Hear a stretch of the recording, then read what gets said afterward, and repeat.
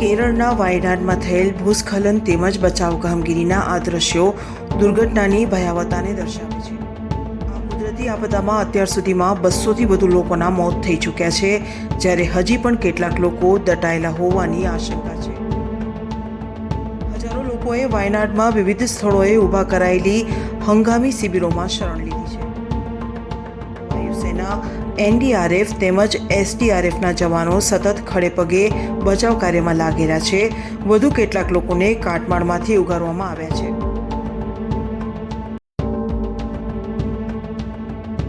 આ તરફ ચુરલમાલા ખાતે પાણીના પ્રવાહ પર 190 ફૂટ લાંબા પુલનું નિર્માણ કાર્ય મોડી રાત સુધી ચાલ્યું હતું।